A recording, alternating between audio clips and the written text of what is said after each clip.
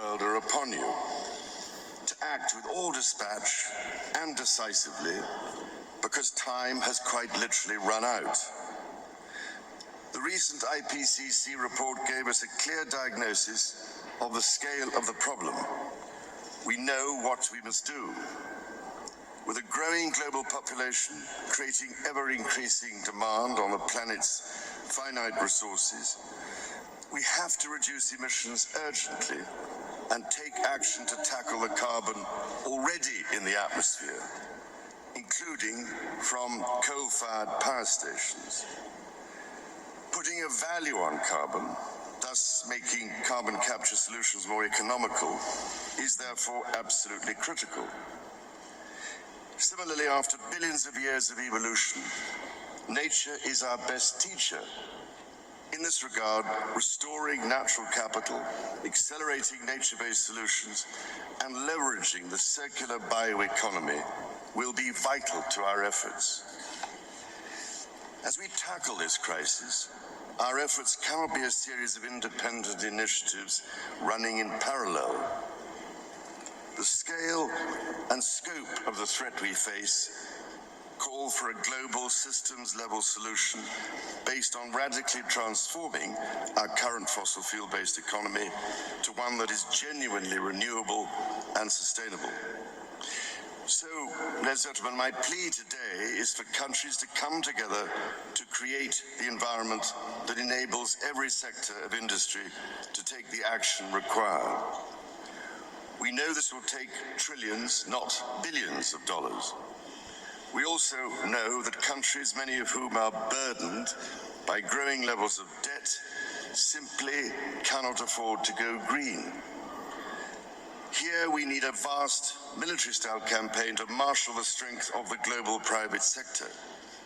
With trillions at its disposal, far beyond global GDP, and with the greatest respect, beyond even the governments of the world's leaders, it offers the only real prospect of achieving fundamental economic transition. So, how do we do it? First, how do we get the private sector all pulling in the same direction? After nearly 2 years now of consultation, CEOs have told me that we need to bring together global industries to map out, in very practical terms, what it will take to make the transition. We know from the pandemic that the private sector can speed up timelines dramatically when everyone agrees on the urgency and the direction. So each sector needs a clear strategy to speed up the process of getting innovations to market. Second, who pays and how? We need to align private investment behind these industry strategies to help finance the transition efforts, which means building the confidence of investors so that the financial risk is reduced. Crucially, investment is needed to help transition from coal to clean energy. If we can develop a pipeline of many more sustainable and bankable projects at a sufficient scale, it will attract greater investment. Third, which switches do we flick to enable these objectives? More than 300 of the world's leading CEOs and institutional investors have told me that alongside the promises countries have made, their nationally determined contributions, they need clear market signals agreed globally so that they have the confidence to invest without the goalposts suddenly moving. This is the framework I've offered in the Terracotta Roadmap created by my Sustainable Markets Initiative, with nearly 100 specific actions for acceleration. Together, we are working to drive trillions of dollars in support of transition across 10 of the most emitting and polluting industries. They include energy, agriculture, transportation, health systems, and fashion.